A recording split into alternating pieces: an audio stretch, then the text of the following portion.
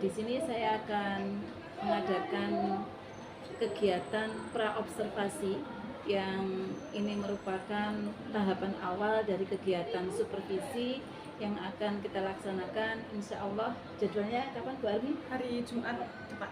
Oh iya, hari Jumat nanti. Di sini kita akan ngobrol-ngobrol terlebih dahulu tentang kegiatan yang akan kita lakukan, agar nanti ketika benar-benar kita sudah melakukan supervisi, saya sudah melakukan supervisi, kegiatan itu bisa kita persiapkan dengan sebaik-baiknya. Terlebih dahulu saya akan menanyakan bagaimana perasaan panjenengan hari ini. Alhamdulillah baik. Ya, tidak ada dedek ya? Tidak ada, Ya. karena sudah persiapan. Ya, alhamdulillah. Itu yang diharapkan. Jadi kegiatan pra-observasi ini memang perlu kita lakukan agar kita bisa siap dalam kegiatan supervisi nanti. Dalam kegiatan supervisi nanti, Bu Armi mengambil menayangkan pelajaran apa? Teks biografi. Pelajaran bahasa Indonesia Iya, ya? bahasa Indonesia teks biografi. Oh ya, teks biografi. Kemudian tujuan pembelajarannya apa, Bu? Untuk tujuan pembelajarannya saya mengambil dua. Yang pertama, saya berharap peserta didik mampu merancang kerangka teks biografi. Jadi merancang kerangkanya dulu dengan informasi tokoh idola masing-masing yang telah ditentukan sebelumnya. Kemudian yang kedua, peserta didik diharapkan mampu mengubah rancangan kerangka sebelumnya yang telah dibuat sebelumnya ke dalam bentuk infografis tokoh idola masing-masing. Kan biasanya kalau biografi itu dibuat sebuah teks, tapi di sini saya mengubah menjadi infografis. Kalau teks biografi itu kan narasi panjang, biasanya anak-anak bosan untuk membaca teks. Kalau sekarang sedikit saya ubah ke dalam infografis biar anak-anak lebih bersemangat belajar. Berhubung kita kan juga berkaitan dengan teknologi sangat erat sekarang, jadi dengan infografis dan dirancang menggunakan Canva ini, saya harap anak-anak lebih bersemangat lagi dalam belajar. Jadi tujuan pembelajaran saya ada dua. Jadi di dalam kegiatan nanti anak-anak itu diasumsikan sudah bisa menggunakan Canva semua atau diberitahu terlebih dahulu bagaimana cara membuat aplikasi Canva itu atau menerapkan dalam aplikasi Canva itu? Kalau saya sebelumnya akan mengarahkan, lebih tepat kalau mengarahkan ya, mengarahkan anak-anak cara membuat infografis di Canva itu seperti ini. Formatnya nanti juga saya tentukan. Kenapa? Karena biar seragam satu kelas, biar tidak ada yang ukurannya kecil, besar seperti itu. Jadi sebelum mereka praktik, saya akan mendemonstrasikan lebih dulu biar bisa seragam antara si A, B, dan seterusnya. Di sini tetapi minat siswa terhadap terhadap pembelajaran biografi ini tetap ditampung gitu ya. Maksud saya anak-anak tetap bisa memilih tokoh idola masing-masing, hanya saja untuk penerapan dalam aplikasi itu yang disamakan seperti itu ya. Iya. Idolanya berbeda-beda ya? Iya, untuk idolanya saya membebaskan kepada anak-anak. Maksudnya kan tiap anak pasti memiliki idola yang beda. Jadi saya membebaskan ke mereka, boleh dari lingkup olahraga, pendidikan, atau yang lain boleh. Tapi untuk Canva-nya saya seragamkan. Begitu ya. Jadi kalau bisa saya simpulkan, ini sudah bisa dinamakan sebagai pembelajaran berdiferensiasi karena berdasarkan minat anak mereka bisa menggambarkan atau aplikasikan kemauan atau minat mereka di dalam pembuatan biografi dalam bentuk infografis yang cara pembuatannya memang disamakan. Jadi kalau menurut saya ini prosesnya ini bisa kita katakan berbeda-beda karena idolanya berbeda-beda, tetapi bentuk atau produknya itu sama, yaitu tentang infografis dalam bentuk infografis seperti itu. Kemudian harapan dari pembelajaran ini, kompetensi apa yang diharapkan bisa muncul dari anak dan juga bisa muncul dari Bu Armi sendiri? Harapan saya yang pertama ada rasa percaya diri dari siswa. Kenapa? Karena sekarang tuh banyak anak-anak yang mengidolakan seseorang tapi dia itu malu dengan idolanya. Seharusnya kita tidak perlu malu. Misalkan kamu mengidolakan gurumu sendiri, ya kamu harus percaya diri. Berarti gurumu ini menginspirasi kamu. Jadi yang pertama saya harus menciptakan, gitu ya, menciptakan rasa percaya, Menumbuhkan, ya, menumbuhkan rasa percaya diri. Kemudian yang kedua ada kolaborasi. Kolaborasi yang saya maksudkan adalah kolaborasi antara siswa peserta didik dengan teknologi, karena kita kan nggak bisa dengan teknologi, apalagi di era gempuran yang sekarang kita nggak bisa jauh-jauh dari teknologi. Kemudian meningkatkan keaktifan siswa di dalam KBM. Kalau bisa yang aktif bukan cuma 1-2 siswa. Dengan mereka membuat infografis dari tokoh idola masing-masing, berarti saya secara nggak langsung menumbuhkan keaktifan pada individu masing-masing siswa. Kemudian saya juga ingin selain menumbuhkan, saya ingin mendemonstrasikan kemampuan siswa ini harus diwadahi. Jangan sampai mereka cuma asal-asal edit. Jadi kalau bisa diarahkan begitu, salah satunya melalui infografis yang diedit melalui aplikasi Canva. Ya, jadi output dari anak-anak harapannya seperti itu. Kalau dari Ibu Guru sendiri, Bu Armi sendiri, kompetensi yang ingin dikembangkan apa? Pertama, saya juga secara nggak langsung harus mempelajari Canva dulu, karena kan mungkin kita semua bisa ngeditnya pakai Canva, cuman beberapa bagian di Canva harus dipelajari. Yang kedua, saya juga harus menggali tokoh idola saya, karena saya juga harus ngasih contoh ke anak-anak. Anak-anak saya suruh buat infografis tokoh idolanya, berarti saya juga harus menggali tokoh idola saya. Jadi kurang lebih sama. Oh ya, bagus. Jadi dari pembelajaran biografi ini dapat disimpulkan bahwa anak-anak akan bisa secara mahir menggunakan aplikasi Canva dengan membuat infografis dari idola masing-masing. Dan dari Bu Armi sendiri juga ada kompetensi yang dikembangkan, yaitu tentang kemampuan dalam mengaplikasikan Canva yang mungkin tidak yang biasa-biasa saja, tapi yang lebih dalam lagi. Selanjutnya, strategi apa yang dipersiapkan Bu Armi untuk melaksanakan pembelajaran biografi ini?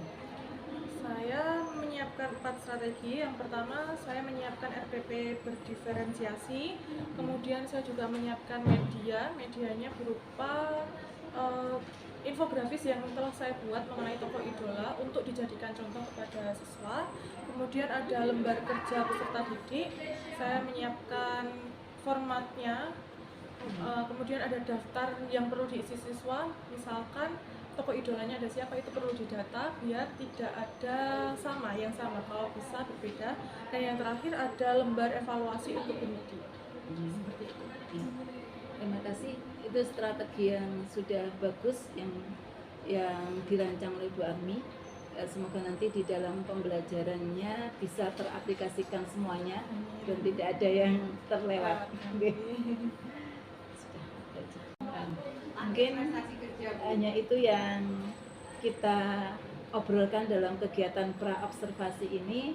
Selanjutnya akan kita lihat dalam aplikasinya nanti di supervisi yang akan kita laksanakan di hari Jumat pukul 8 nggih. Nggih, insyaallah nanti kita akan bertemu di sana. Terima kasih atas waktunya dan Assalamualaikum warahmatullahi wabarakatuh. Waalaikumsalam warahmatullahi wabarakatuh.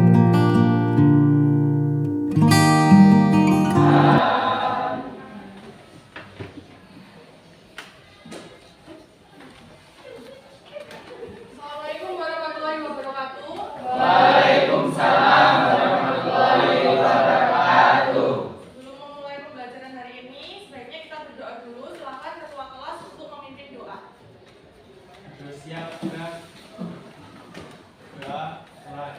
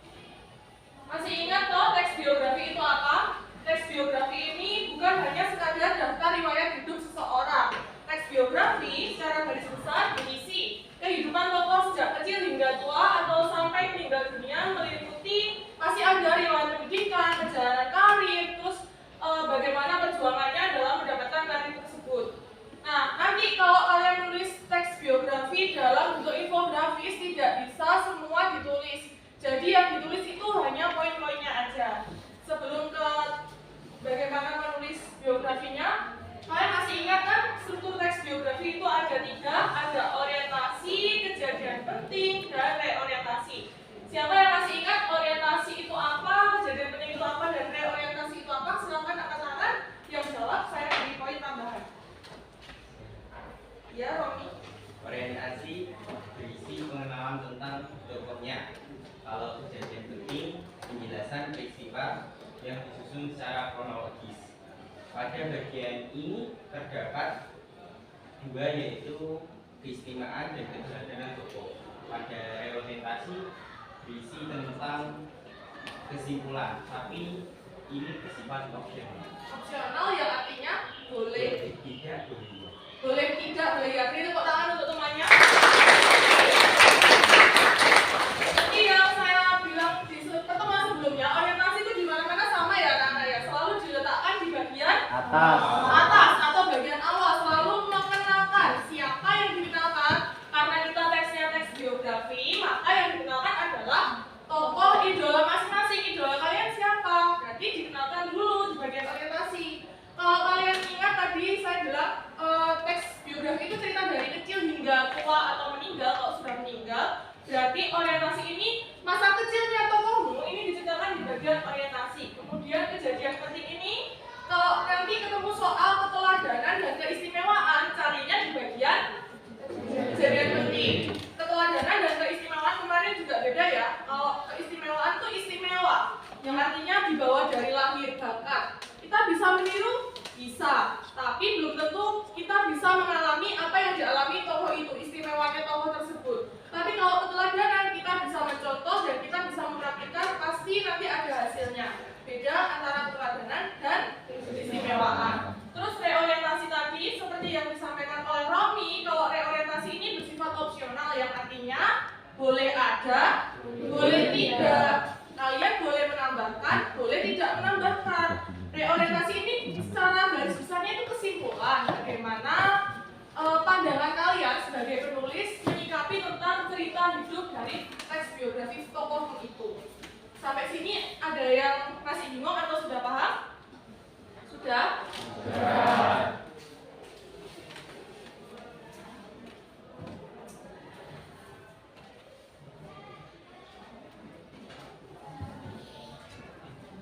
Berkaitan dengan infografis yang kalian tulis nanti, jadi pola penyajian teks biografi ini ada 4. Pertama ada alur cerita, sudut pandang, gaya penceritaan, dan isi cerita. Alur cerita, teks biografi itu beda dengan teks hikayat yang kita pelajari semester 1 kemarin. Kalau hikayat kan kilas balik ya. Kalau biografi ini maju alurnya, dari masa lalu ke masa kini, dari cerita tokoh itu kecil hingga dewasa, atau kalau sudah meninggal ya sampai cerita meninggal. Kemudian sudut pandangnya menggunakan orang ketiga serba tahu. Kenapa sih teks biografi itu menggunakan sudut pandang orang ketiga? Ada yang bisa jawab? Ya, Mahfud. Karena biografi ditulis oleh orang lain, jadi harus menyebutkan tokoh dengan kata ganti dia atau nama tokoh tersebut. Ya, beri tepuk tangan untuk teman-teman. Jadi biografi dengan autobiografi itu kan berbeda. Kalau yang kita pelajari itu adalah biografi. Biografi ini ditulis oleh orang lain. Contohnya gini, misalkan Mahfud menulis biografi tentang Bu Arni. Berarti yang cerita siapa? Mahfud atau Bu Arni? Mahfud. Berarti Mahfud menyebut Bu Arni bukan menggunakan kata ganti saya atau aku, tapi menyebutkan nama tokohnya atau pakai dia. Ya, betul sekali. Selanjutnya ada gaya penceritaan, ada deskriptif naratif, dan deskriptif naratif dan dialog. Nanti di infografis kita fokusnya ke yang pertama, deskriptif naratif. Penjelasannya lebih lanjut setelah ini. Kemudian ada isi cerita. Isi cerita kalau teks biografi itu ada asal usul keluarganya, asal usul tokohnya itu dia dimulai dari mana ya perjalanannya, dan pendidikan, karir, dan prestasi.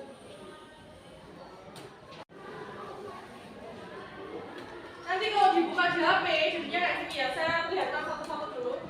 Ini kan full toh, kayak gini ya. Nanti kan kalau dibuka di HP full, kalau kalian nggak pakai format infografis, jadinya cuma separuh. Jadi ambilnya format yang infografis tadi.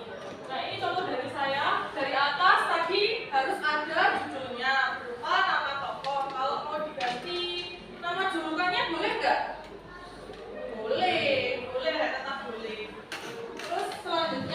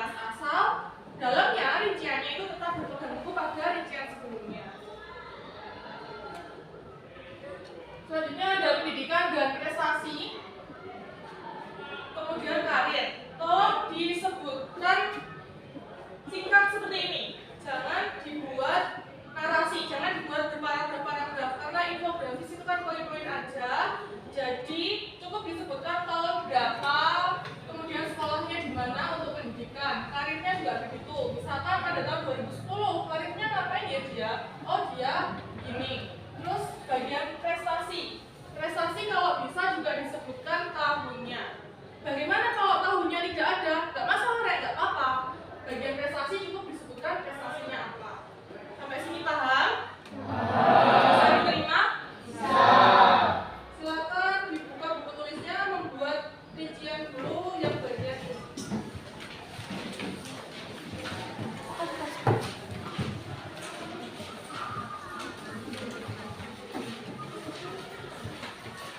Pak ini tuh pensiunnya kapan? Bulan ini terakhir. Saya Berarti kan sekarang Iya, mana iya. sampai akhir tanggalnya awal.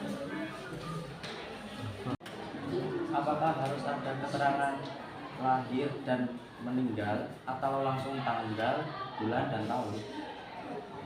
Boleh keduanya. Kamu boleh ngasih keterangan lahir, gitu toh maksudnya. Terus lahirnya kapan? Misalkan 25 Mei 2000 berapa, gitu toh. Boleh. Atau langsung 25 Mei terus tahunnya berapa. Tapi dikasih, kan kita kan pakai Canva. Kalau di Canva itu kan ada yang namanya desainnya toh, grafisnya, ada grafis. Nanti cari grafis yang menandakan kalau itu lahir. Misal gambar kayak location atau apa gitu kan ada di Canva. Boleh. Tapi kalau kamu mau lebih lengkap ya dikasih keterangan lahir, tanggalnya berapa. Kalau bisa ada kotanya ya. Kalau ada kotanya. Ya, tempat lahirnya. Kalau bisa dikasih keterangan kayak gitu. Silakan Yunia menceritakan isi dari infografis tokoh idola Yunia yang telah dibuat sebelumnya pada teman-teman. Selamat pagi teman-teman. Kita tes obat yuk. Nah kan tadi udah ada dikasih bel kan sama Brani. Kita praktekin satu kali lagi. Nanti kalau aku bilang stop, kalian jawab 3, 2. Oke, kita mulai. Stop. 3, 2. Nah, sekarang saya akan menjelaskan sedikit tentang tokoh yang saya buat infografisnya. Di sini tertera nama tokoh, ya nama tokoh saya yaitu Sartono Kartotwijo, berada di atas sendiri yaitu judul, kemudian disambung dengan orientasi di mana tertera nama lengkap, kemudian apa saja yang berhubungan dengan beliau, ini bersifat umum. Kemudian di bawah tertera foto beliau. Tokoh saya ini lahir pada 5 Agustus 1900 di kota Wonogiri, Surakarta, Jawa Barat. Kemudian beliau wafat pada 7 Desember 2007 di Yogyakarta. Dan beliau menempuh pendidikan di HIS Pulau Hik, kemudian sudah ada tahunnya yang tertera. Kemudian saya karirnya tidak ada Kertas kosong. Setelah ini kalian menggambar suasana hati kalian ini di pembelajaran bahasa Indonesia, khususnya yang diajar Bu Ani, gimana ya perasaannya? Sedih, senang, atau biasa aja? Emotnya saya kirim ke WhatsApp group. Jadi bisa pilih salah satu aja ya anak-anak ya. Karena kertasnya cuma kecil, gambarnya tapi yang besar. Kalau sudah selesai, nanti dikumpulkan kepada ketua kelompok bergantian akan menempel di papan tulis biar bisa tahu semua perasaan teman-teman satu kelas tuh sebenarnya gimana sih. Gitu. Sampai sini sudah paham? Ya, Fajar. Saya ingin bertanya, dikasih nama atau tidak? Tidak usah. Langsung Kita buat anonim aja. Kenapa kok saya memilih anonim? Karena nanti kalau pakai nama pasti ada tekanan batin. Oh nanti dinilai gini. Tidak, nggak usah dikasih nama, dikosongin aja.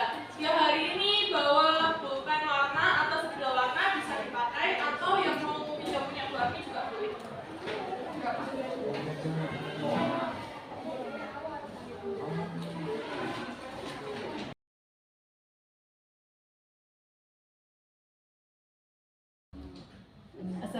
Assalamualaikum warahmatullahi wabarakatuh.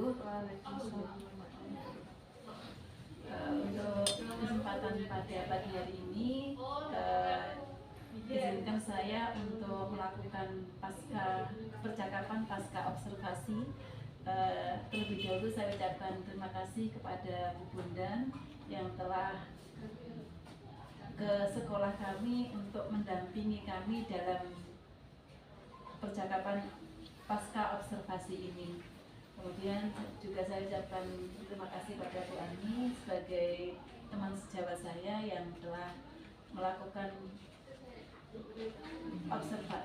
yang sudah saya observasi kemarin di kelas, dan harapannya pada pagi hari ini kami akan bisa melakukan refleksi terhadap hasil supervisi yang telah kami lakukan kemarin. Bagaimana kabarnya Bu Armi? Alhamdulillah kabarnya sehat, jenengan? Alhamdulillah sehat juga. Untuk kegiatan kita pada pagi hari ini, bagaimana perasaan Bu Armi ketika sudah melaksanakan pembelajaran di kelas dengan menggunakan model RPP yang ada diferensiasinya? Perasaan saya senang karena bisa mengikuti serangkaian observasi yang dilakukan.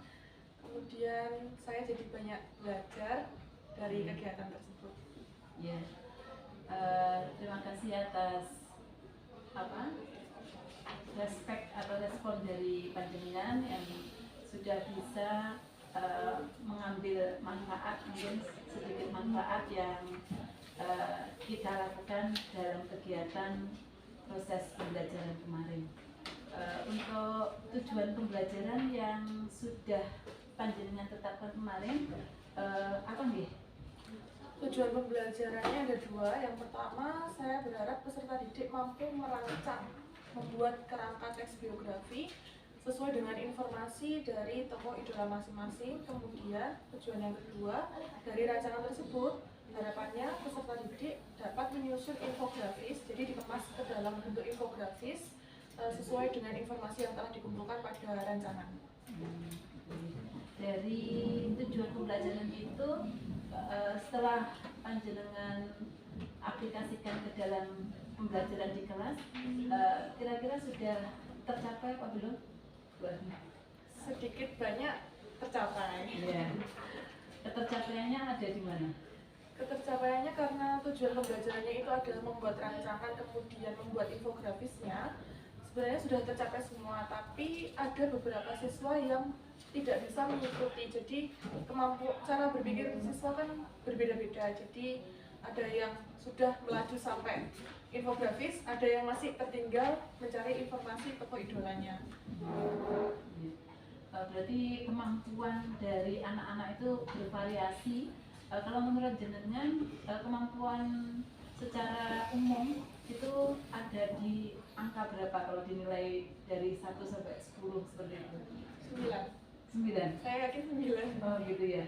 Alhamdulillah berarti sudah bisa diterima oleh mereka pembelajaran yang telah jenengan tetapkan dan tujuan sudah bisa tercapai di angka 9. Bagus sekali. Kemudian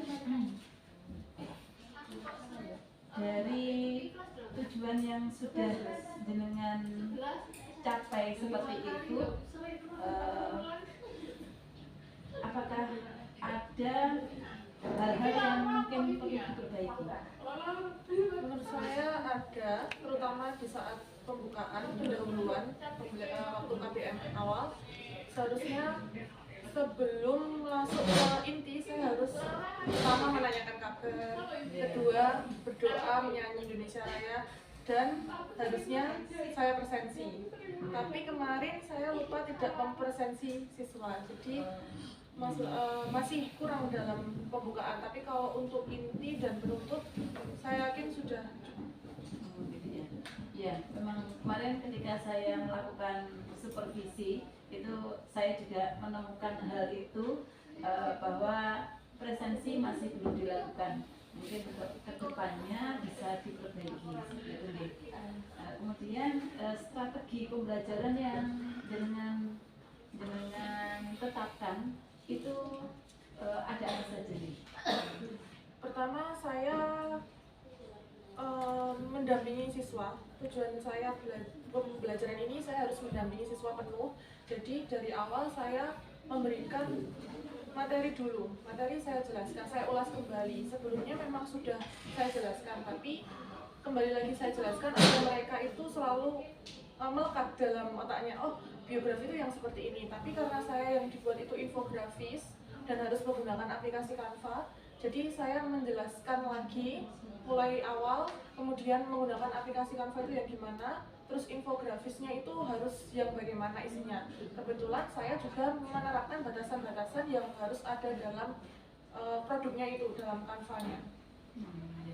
Jadi strategi seperti itu menurut jenengan sudah bisa diterima oleh anak-anak, dan anak-anak, maksudnya respon anak-anak sangat baik atau masih kurang?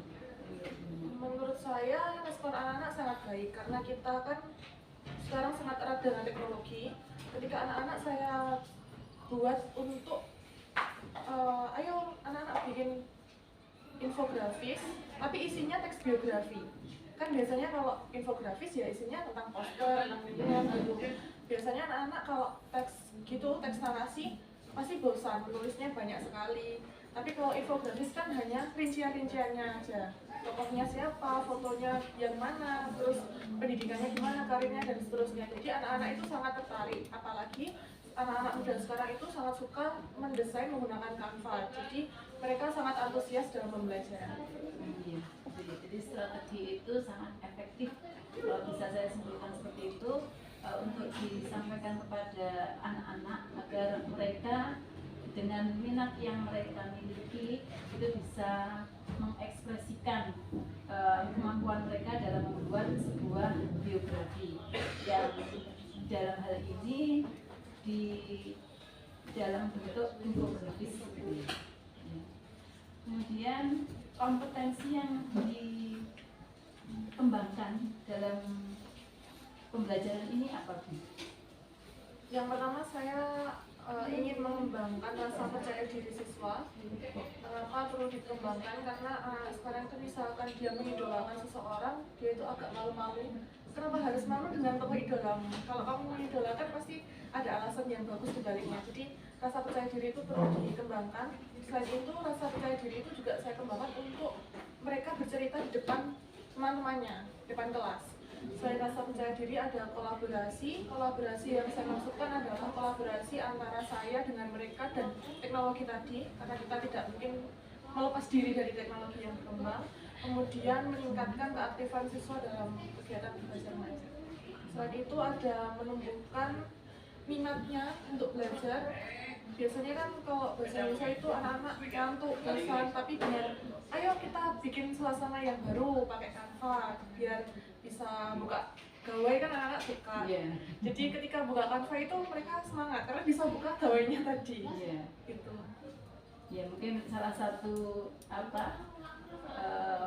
stimulus yang mereka dapatkan, mereka bisa melihat gawai walaupun hanya digunakan untuk ya, diharapkan dalam pembelajaran ini gawai itu digunakan untuk membuka Canva dan mengaplikasikan pembelajaran yang ada seperti ini.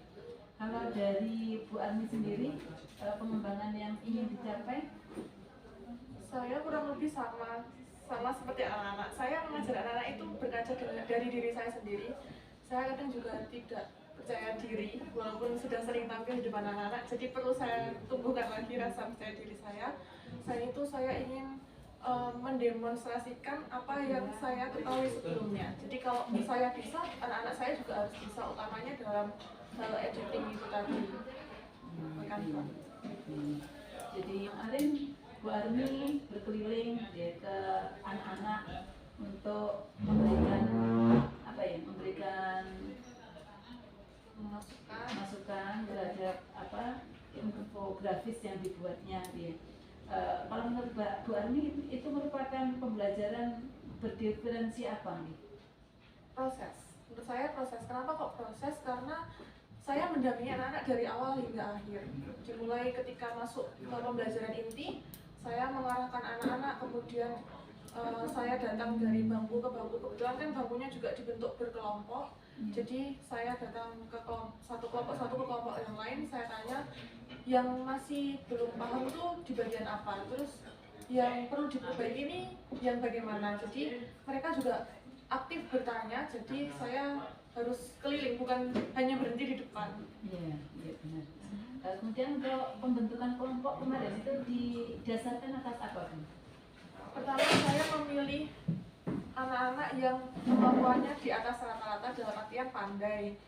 Dari 35 siswa, saya memilih 5 siswa yang paling pandai, kemudian mereka memilih rekannya sendiri yang untuk dijadikan teman kelompok. Kenapa? Karena saya merasa mereka perlu kecocokan dalam belajar. Nah, mereka yang terpilih 5 siswa ini dijadikan tutor tutor sebaya untuk belajar, tapi tetap dalam pengawasan saya. Artinya saya tidak melepaskan mereka untuk belajar sendiri, tetap harus didampingi. Cuma kalau misalkan teman-teman anggota kelompoknya ini mungkin takut atau malu bertanya ke saya, mereka bisa ke tutornya dulu. Gitu. Bagus sekali. Mungkin cara membentuk kelompok yang seperti ini perlu dikembangkan lagi atau dilakukan juga di pembelajaran yang lain, karena memang kecocokan anak dengan temannya itu sangat mempengaruhi output yang mereka hasilkan nantinya. Kemudian yang terakhir, kemudian untuk pembelajaran ini asesmen apa yang Bu Armi siapkan untuk anak-anak? Yang pertama saya menilai menilai anak-anak dalam bentuk infografisnya dulu. Infografisnya sudah sesuai dengan yang disepakati atau belum? Karena sebelumnya kan ketika belum membuat rancangan, saya memberi batasan dan harus ada kesepakatan antara saya dengan anak-anak, bukan kesepakatan saya aja. Jadi dari infografisnya dulu dilihat apakah sesuai dengan format atau belum, karena anak-anak kemarin ada yang salah format. Kalau infografis itu kan satu layar penuh, sedangkan anak-anak itu buatnya yang ukuran A4. Kalau A4 itu kecil, terlalu kecil untuk infografis. Jadi saya nilai 1 infografisnya, yang kedua penyampaian anak-anak dalam presentasi di depan teman-temannya. Bagaimana dia mempresentasikan infografis yang telah dibuat. Jadi 2 asesmen itu yang jenengan siapkan untuk kegiatan pembelajaran anak-anak. Kemudian dari kegiatan kita yang pra-observasi, kemudian observasi kemarin, dan pasca observasi ini, dari Bu Armi sendiri adakah yang didapatkan? Tentunya ada, saya banyak belajar ya Bu. Maksudnya membuat RPP yang berdiferensiasi itu yang bagaimana, karena sebelumnya kan kami membuat RPP-nya yang 1 lembar, terus yang K13 sebelumnya, jadi belum pernah membuat RPP yang sedemikian rupa. Kemudian ada proses supervisi ya, sama seperti zaman kuliah itu micro teaching. Nah itu mungkin kalau mengajar di depan anak-anak sudah biasa, tapi kan kalau ada supervisornya beda, jadi lebih harus belajar. Iya, harus belajar, harus hati-hati. Jadi saya banyak belajar dari situ. Kemudian yang ketiga, saya harap nanti ke depan saya banyak belajar, yang saya pelajari banyak saya terapkan. Jadi nggak cuma belajar doang, tapi harus ada yang diterapkan. Langkah selanjutnya yang sudah jenengan tetapkan akan mencoba menerapkan RPP berdiferensiasi ini pada setiap KB yang ada. Mungkin nanti kita bisa berkolaborasi dengan guru-guru yang lain juga, pengajar kelas 1 sehingga kelas 10 maksud saya, sehingga nanti pembelajaran kita bisa diterima oleh anak-anak dengan menyenangkan, dengan membuat anak-anak semakin bahagia, semakin suka dengan pembelajaran kita. Karena memang banyak yang mengatakan kalau pembelajaran bahasa Indonesia itu tidak begitu menyenangkan. Mungkin kalau kita kemas dengan cara yang berbeda, dengan cara yang bagus, insya Allah nanti akan bisa membuat anak-anak semakin senang dengan pembelajaran bahasa Indonesia. Ya, terima kasih Bu Armi. Bincang-bincang kita pada pasca observasi ini seperti harapan jenengan, saya juga berharap demikian. Kita bisa membuat anak-anak itu semakin suka belajar, apalagi pembelajaran bahasa Indonesia. Saya akhiri. Assalamualaikum warahmatullahi wabarakatuh. Waalaikumsalam warahmatullahi wabarakatuh.